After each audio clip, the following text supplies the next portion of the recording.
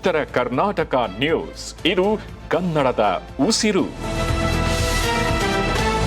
ಬೇಸಿಗೆಯಲ್ಲಿ ದನ ಕರುಗಳಿಗೆ ಮೇವಿನ ಸಮಸ್ಯೆ ಉಂಟಾಗಬಾರದು ಎಂದು ಮುಂಚಿತವಾಗಿ ಸಂಗ್ರಹ ಮಾಡಿಟ್ಟಿದ್ದ ಕಳಕಿ ಬಣಿಮಿಗೆ ಆಕಸ್ಮಿಕವಾಗಿ ಬೆಂಕಿ ತಗುಲಿ ಲಕ್ಷಾಂತರ ರೂಪಾಯಿ ಮೌಲ್ಯದ ಮೇವು ಸುಟ್ಟು ಕರಕಲಾದಂತಹ ಘಟನೆ ಜಿಲ್ಲೆಯ ಚಿಂಚೋಳಿ ತಾಲೂಕಿನ ಶಾಲೆ ಬೀರನಹಳ್ಳಿ ಗ್ರಾಮದಲ್ಲಿ ನಡೆದಿದೆ.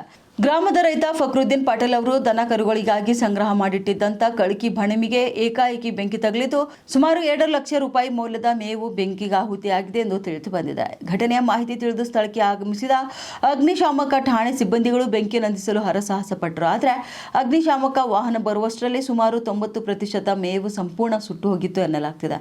ಈ ಘಟನೆಯಿಂದ ರೈತ ಫಕ್ರುದ್ದೀನ್ ಪಟೇಲ್ ಅವರಿಗೆ ಭಾರಿ ನಷ್ಟ ಉಂಟಾಗಿದ್ದು ಜಿಲ್ಲಾಡಳಿತ, ಸಂಬಂಧಪಟ್ಟ ಅಧಿಕಾರಿಗಳು ಹಾಗೂ ಜನಪ್ರತಿನಿಧಿಗಳು ಕೂಡಲೇ ಸ್ಥಳಕ್ಕೆ ಭೇಟಿ ನೀಡಿ ಪರಿಶೀಲನೆ ನಡೆಸಿ ಸೂಕ್ತ ಪರಿಹಾರ ಒದಗಿಸಬೇಕೆಂದು ಅವರು ಆಗ್ರಹಿಸಿದ್ದಾರೆ.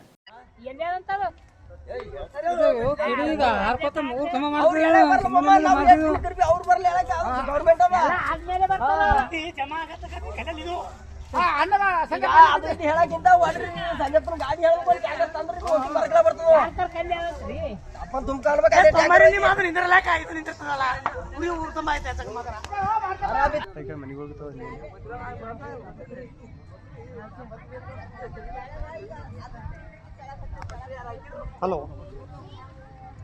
ಹಲೋ